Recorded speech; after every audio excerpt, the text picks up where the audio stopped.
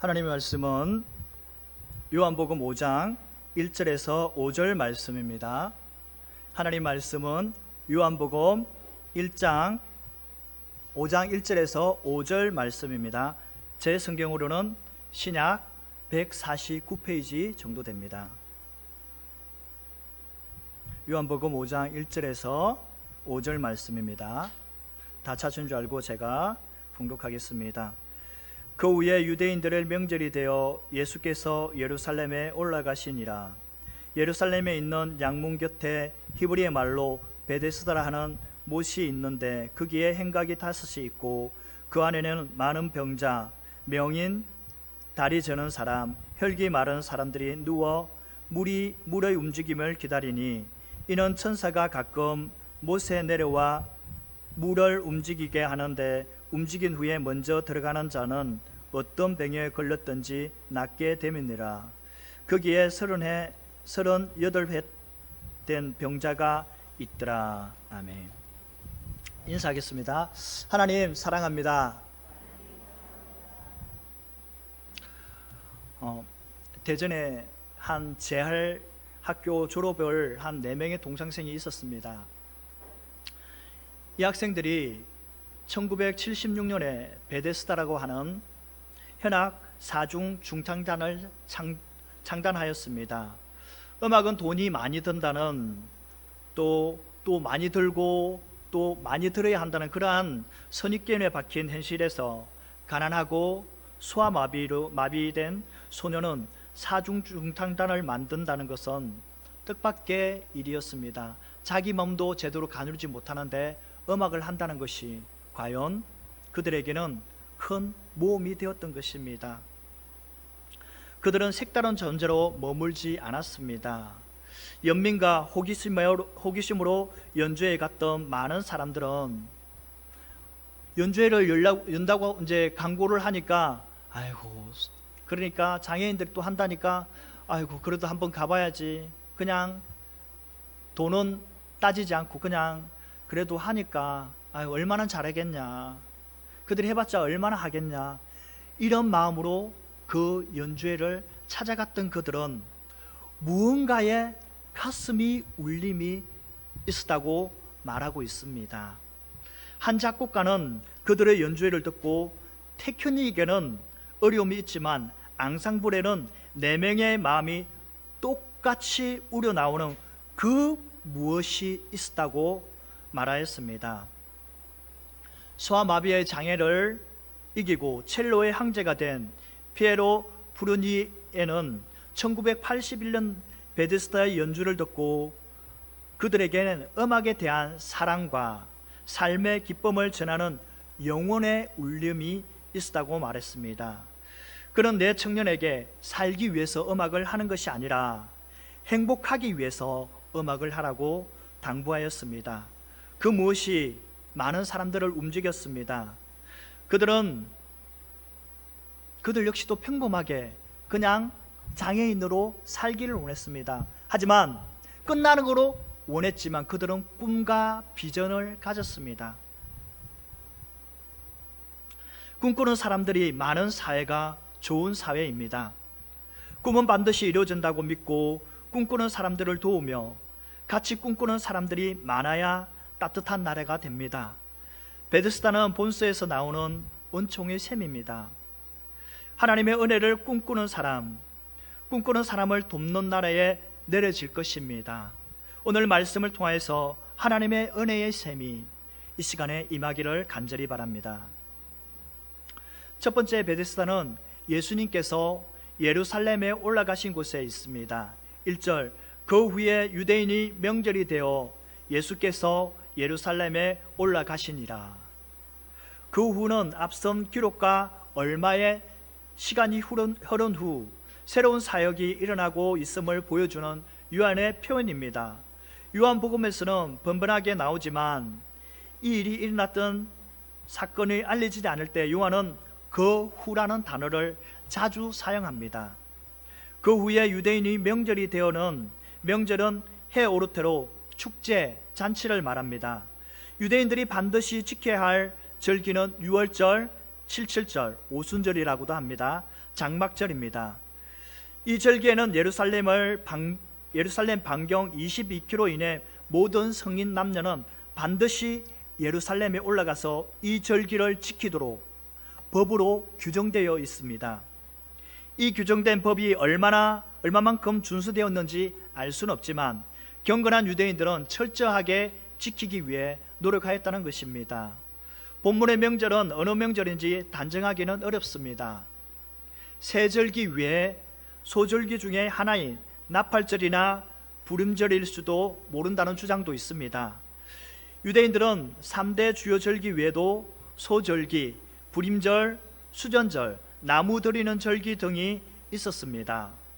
그들에게 있어서 이런 날들은 엄숙한 절기뿐만 아니라 종교적인 축제인 명절로 불리워졌습니다. 그렇기 때문에 유대인의 명절에 대한 많은 논란이 있습니다. 주요 3대 절기 가운데 하나인 것은 분명해 보입니다. 본문의 문맥이 명절이었기 때문에 예루살렘으로 올라가셨다는 말을 통해 알 수 있습니다. 이러한 주요 3대 절기 가운데 유대 절기인 가능성이 가장 높은 것으로 본다는 많은 주석가들이 기록되어 있습니다. 요한은 예수님께서 2번 유대 절기를 참석하신 것에 대하여 말하고 있습니다. 한 번의 유대 절기는 예루살렘에 방문하지 않는 듯합니다. 왜냐하면 유대인들이 예수님을 죽이려 했기 때문에 예수님은 예루살렘에 올라가시지 않았지만 대신 후에 비밀리에 초막절에 예루살렘에 올라가셨습니다. 그래서 요한은 유월절 어린 양으로 이 땅에 오신 예수님과 그가 유월절을 어떻게 보내셨는지에 대해서 계속 언급하고 있는 것입니다. 따라서 본절의 명절도 유대 절기로 보는 경우가 많습니다. 그렇다면 예수님의 공생애 동안 4번의 유월절을 보낸 것이 되며 이는 예수님께서 3년 혹은 3년보다 약간 더 많은 공생의 사역을 수행했다는 의미가 됩니다. 한편 예수님께서 이 절기에 예루살렘에 올라가신 것은 유대 명절을 지키기 위함과 동시에 또 다른 계획이 있었다고 볼 수 있습니다. 요한이 언급한 것 외에 다른 명절의 경우 그 이름을 밝힌 이유는 예수님께서 해당 명절과 관련된 주제를 가지고 어떤 행위나 말씀을 하셨기 때문일 것입니다. 다르게 말하면 이것은 요한이 요한복음 5장에서 나오는 명절과 연관되어 있지 않기 때문일 가능성이 높다는 의미입니다. 요한복음 5장의 이슈는 명절이 아니라 안식일입니다. 안식일 규제를 제정하신 하나님의 권위를 가지고 있는 예수님을 말하고 있는 것입니다. 예수님의 안식일의 주인으로서 유대인의 안식일 해석에 의해 이의를 제기하고 있는 것입니다. 예수님은 안식일을 훼손하는 것이 아니라 아버지께서 행하신 것 같이 나도 행한다는 기독론을 뒷받침하고 있는 것입니다.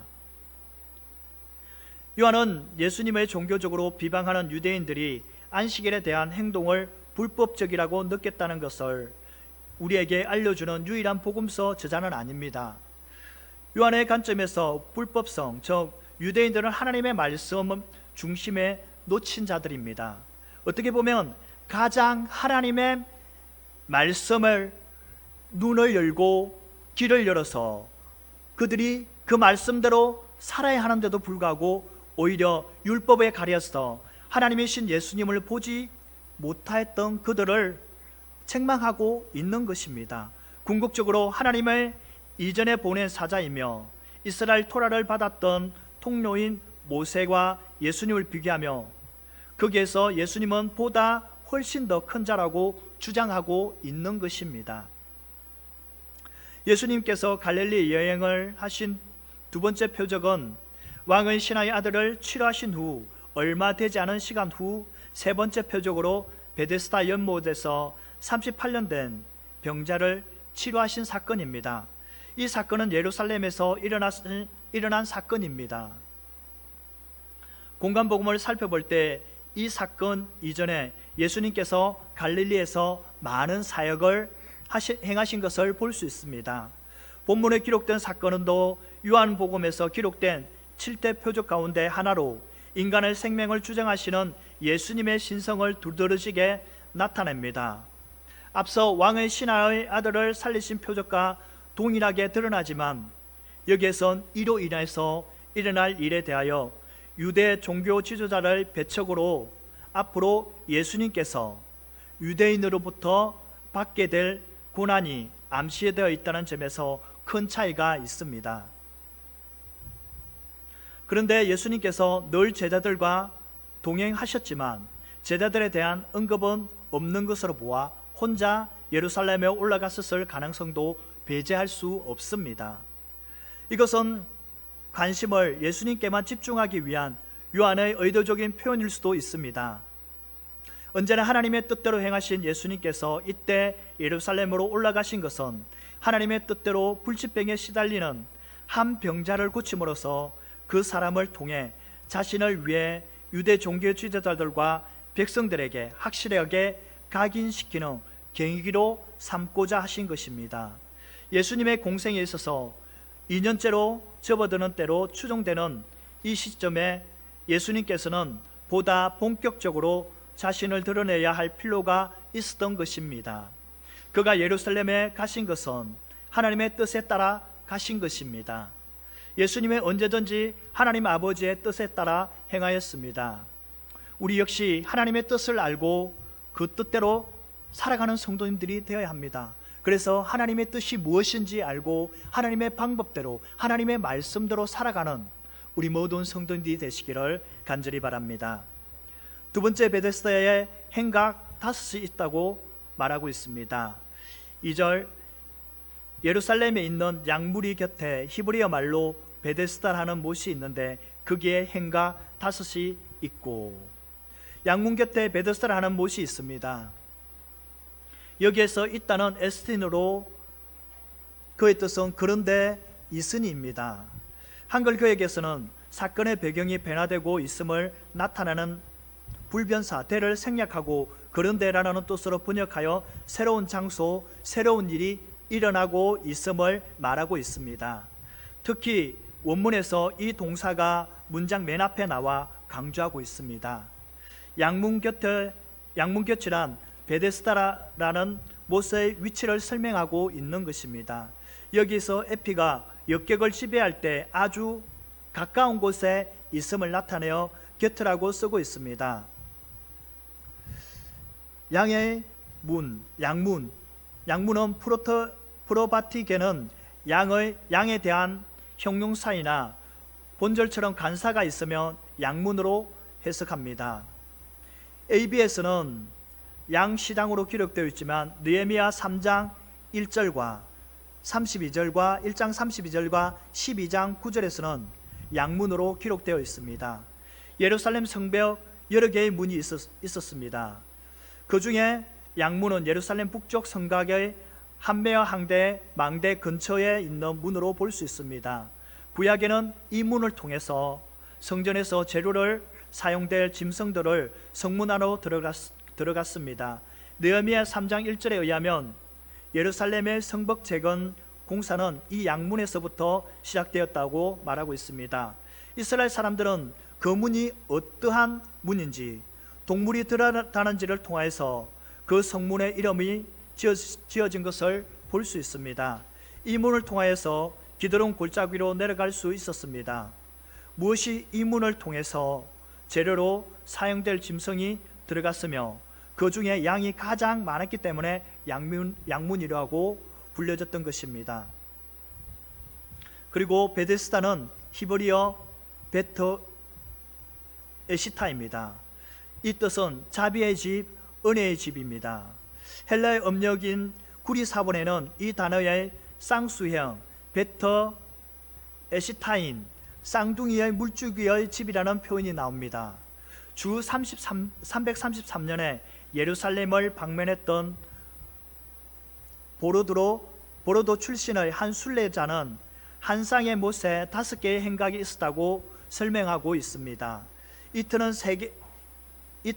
한 세기 동안 산발적으로 진행되어 왔는데 각각 북쪽과 남쪽에 자리를 잡고 있던 이 두 못은 대략 사다리꼴 모양으로 4개의 지붕이 있는 주량, 여기서 주량은 건축에서 수평을 덜보로 지른 줄기 등의 회랑, 고대 이집트 시대로부터 썼으며 그리고 로마 시대에 발달하였고 바로크 및 고전주의 건축에 많이 보인다고 이렇게 해설이 나와 있습니다. 이 주량에 둘러싸여 있었고 이 두 못을 분리해 놓은 5번째 주량이 있었다고 말하고 있습니다. 또한 요한은 베데스다의 정확한 위치를 밝힘으로써 그것은 역사적인 사실임을 보여주기 위한 것입니다. 베데스다의 못은 스위밍 풀, 즉 수영하는 못으로 그리 깊지도 위험하지도 않았습니다. 못으로 번역된 콜룸베드로라는 이 뜻은 수영하다, 뛰어들다의 뜻을 가진 동사 콜림바오에서 유래하였습니다. 이 연못의 규모는 축구장만 하고 깊이는 약 6m 정도 되었다고 합니다. 행각 사면은 5개 하나씩 있는 4행각과 아마도 남자와 여자를 분류시키기 위해 두 연못 사이에 있는 행각 하나를 말하고 있을 것입니다. 고고학적 발굴에 의하면 오늘날 그곳에는 성엔 수도원이 있는 지역에 위치해 있다고 합니다. 이곳은 4개의 복도로 둘러싸여 있으며 그 가운데에 1개의 복도에 의해서 좌우 2개로 갈라진 쌍둥이 연못이 있는 것을 밝혀졌습니다. 요한은 당시의 상황을 사실에 입각하여 정확하게 기록하였고 이는 오늘날 고고학적 발굴에 의해서도 진실임을 밝혀주고 있습니다. 한편 본문에서 굳이 히브리 말로 베데스다라는 못의 이름과 그곳의 위치, 행각 5이 있었다는 사실까지를 설명해 주는 것은 본서의 1차적인 수신인인 에베소 교회의 중심으로 한 소아시아의 교인들로 볼 수 있습니다. 그곳에는 유대인 출신의 성도도 있었지만 대부분이 이방인이 많았기 때문에 유대의 지리에 익숙하지 않은 그들에게 부연 설명을 해주는 것을 볼 수 있는 것입니다. 베데스다 연못에는 많은 병자들이 있었습니다. 3절, 그 안에는 많은 병자, 명인, 다리 저는 사람, 혈기 많은 사람들이 누워 있으며 물의 움직임을 기다리니. 4절, 이는 천사가 가끔 못에 내려와 물을 움직이게 하더니 움직인 후 먼저 들어가는 자는 어떤 병에 걸렸든지 낫게 됨이니라. 베데스다는 많은 병자들이 있었습니다. 그래서 그 안에 정확히 번역하면 이것들 안에입니다. 여기에 복수로 표현한 것은 베데스다 연못에는 5행각을 가리킵니다. 그리고 눕다라는 것은 병에 걸린 사람들이 알아 누워 있는 상태를 말합니다. 또한 병든 사람들 뿐만 아니라 식사하는 자리에 유대인들을 전통적인 습관으로 기대거나 누워서 식사하는 것을 나타내기도 합니다. 유대인들은 참 희한하게 이렇게 벽에 기대거나 누워서 이렇게 식사를 하는 경우가 많아 볼 수 있습니다. 병자들이 언제부터 이곳에 와 있는지 알 수 없지만 언제나 건강이 회복될지 모르지만 매우 희박한 병에 걸려 한가닥의 작은 희망을 기대하는 것입니다. 그 기대한 기다림이 언제인지 모르지만 계속해서 기다리고 있는 것입니다. 요한은 이렇게 기다리는 사람들이 많다고 기록하고 있습니다. 만원의 플레토스는 사람들에 대해서 쓰일 때는 무리, 군중, 큰 숫자 등을 말합니다. 여기에서 무리는 인간의 한계를 경험한 사람들, 즉 중증 환자를 말합니다. 그러니까 베데스다 못에는 한 사람만 38년 된 병자만 있었던 것이 아니라 많은 사람들이 거기에 있었다는 것입니다. 무리를 지어 그곳에 있었다는 것입니다. 이 시대에 의술이 발달하였지만 모든 병을 다 치료할 수는 없습니다. 여전히 의술이 치료하지 못하는 질병도 있습니다. 의술에 미치지 못하는 질병이 있는 사람들은 신락 같은 희망으로 살아갑니다. 누가 내가 똑같은 질병이었는데 나는 이곳에 가서 그 약을 먹었더니 나는 나았어 라고 하면은 사람들이 구름대같이 거기에 몰려갑니다. 또 누가 어떻게 치료를 받았다고 말을 하면은 사람들은 또 그곳에 가서 똑같은 질병이 있는 사람들은 그곳에 달려가기도 합니다. 많은 사람들이 질병이 있을 때에 베데스다 못에 가면은 나을 수 있다는 소문이 점점 퍼져갑니다. 그래서 의사의 손으로 떠난 모든 질병이 이제는 의사의 손이 이제는 준비하셔야 됩니다. 이런 말을 들은 사람들은 그 소문을 듣고 베데스다의 못으로 모이기 시작했다는 뜻입니다. 그 사람들은 오직 하나밖에 없습니다. 내가 언제 나을까? 내가 언제 고침을 받을까? 그래서 언제 가족의 품에 돌아갈까? 이거밖에 없습니다. 그런데 요한은 이들 가운데 수많은 군중이 있었지만 한 사람을 소개합니다. 5절에서 등장하는 38년 된 병자는 아주 오래된 중증 마비 환자라는 것입니다. 그럴 수가 없습니다. 그래서 자리에 누워있는, 움직일 수도 없는 그 사람을 말하고 있습니다. 그는 물이 동하기를 기다렸습니다. 먼저 이 부분과 4절 전체 고대의 권위 있는 주요 사본들, 신의 사본, 바티칸 사본 통해서는 기록이 없습니다. 그러나 알렉산드리아 사본, 레오기 사본 등에서는 발견되는데 표준 원문에는 소개된 이 부분은 다음과 같습니다. 우선 우물을 동함을 기다리며가 덧붙여 있는 사본들이 많이 있습니다. 그러나 이 사본들은 대개 후대의 것들이며 4세기에서 5세기 기경의 히라보 사본들은 잘 나타나지 않는 것입니다. 그 내용은 곧 이는 천사가 가끔 못에 내려와 물을 동이게 하는데 동한 후에 먼저 들어가는 자는 어떤 병에 걸렸든지 낫게 됨이라는 것입니다. 그러면 이 구절은 왜 고대 히라보 사본들에는 나타나지 않는 것일까요? 사본상으로 그 구절의 원문에 포함되었을 가능성이 적어 보입니다. 네슬틀레 알란트 27판에서 제가 헬라어 사본을 27판을 보고 있거든요. 이 사본을 제가 어저께 확인을 했습니다. 그런데 3절 끝부분과 4절은 원문에 없는 부분입니다.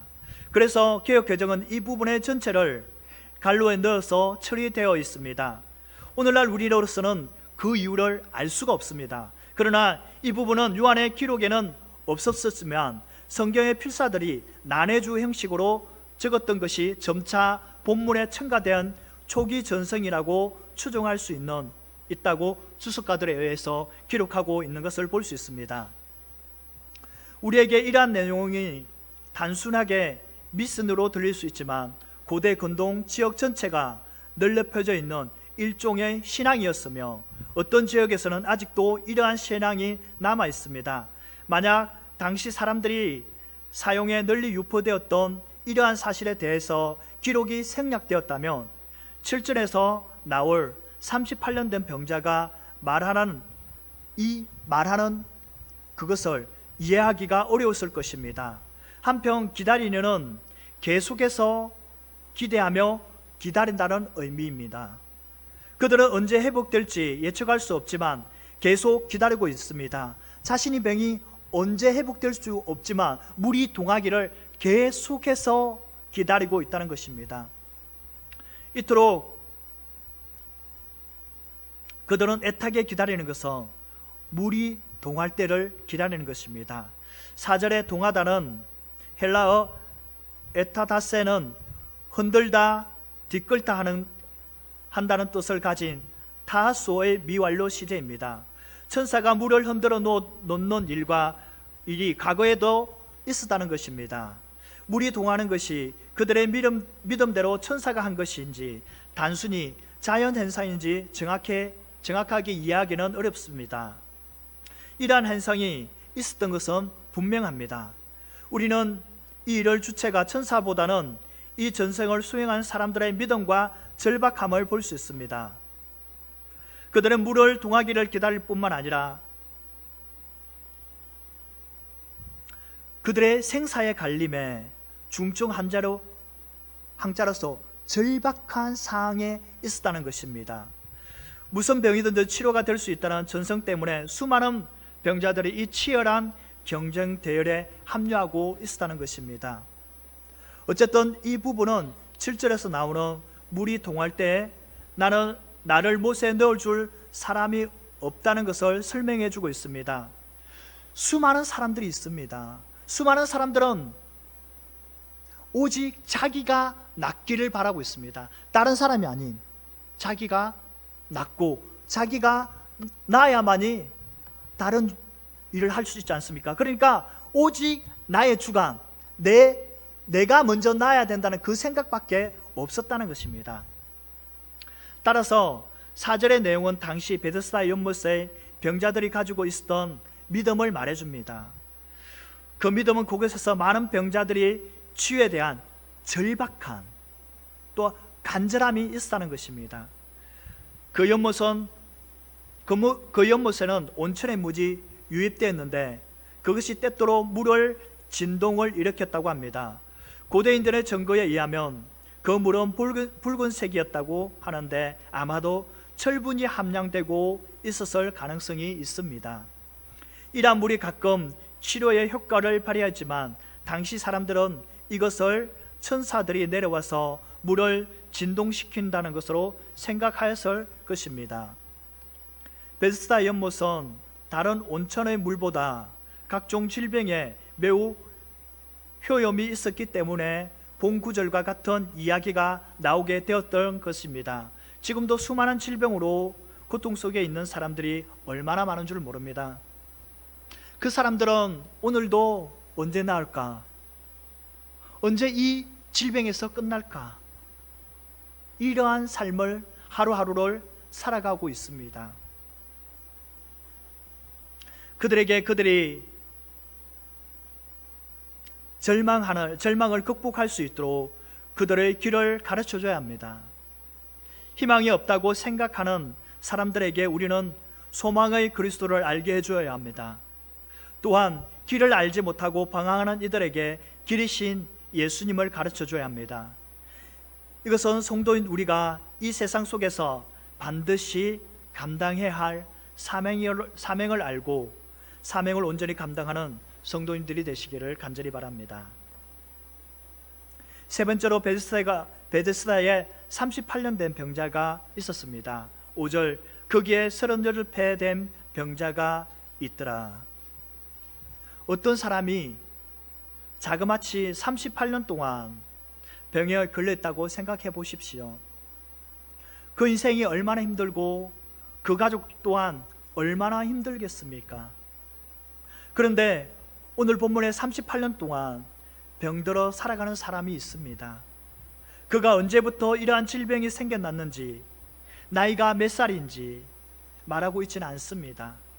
그러나 그 사람을 보는 순간 오랜 병으로 지쳐 있다는 것을 알 수 있습니다. 그런데 베데스다 연못에는 수많은 병자가 있었는데 그 중에 유독 예수님께서 관심을 보인 사람이 한 사람이 있었다는 것입니다. 그 사람에게 관심을 보이고 그에게 예수님은 다가가십니다. 그가 얼마 동안 여기에 있었는지 모르지만 돌본 사람도 없이 계속해서 있었음을 n이라는 미완료 동사를 통해 알 수 있습니다. 자유롭게 움직이지 못하는 사람이 일만을 기대감으로 무작정 기다리고 있던 이 사람들에게 우리는 죄에 잡힌 인생들의 실상을 볼 수 있습니다. 스스로 아무것도 할 수 없고 죄의 문제로 해결하지 못하고 막연하게 살아가는 것이 그리스도가 없는 사람들입니다. 인생에서 가장 큰 손실은 예수님을 알 기회를 얻지 못하는 것입니다. 한편 요한이 그가 38년 된 병자임을 안 것은 예수님께서 신적 지각으로 알려주신 것을 전해 들었거나 주변 사람들을 통해서 알게 되었을 것입니다. 그러나 요한이 병자에 대한 구체적인 정보를 밝힌 것은 요한의 스타일이기도 하지만 역사적 사건임을 보여주려는 의도도 있습니다. 더 중요한 것은 이 사람의 병이 인간의 힘으로 치료하기 어려운 중증이지만 그를 단번에 치료할 수 있는 예수님의 신적 권위를 강조하기 위함이었다는 것입니다. 요한은 본문뿐만 아니라 다른 치유 사역에서도 치유를 받는 자들의 절망적인 상태를 밝힘으로써 예수님의 신적 능력과 권능을 드러내고자 하였습니다. 당시 의사도 손쓸 수 없고 어쩌면 오랜 병으로 가족마저도 덩졌을 수도 있습니다. 그래서 김병에 효자 없다는 말이 있지 않습니까? 그런데 아무도 돌아보지 않는 38년 된 병자를 예수님께서 돌아보고 계신 것입니다. 아무도 돌아보지 않아도 우리에게는 예수님께서 돌아봐 주시면 모든 문제가 해결됩니다.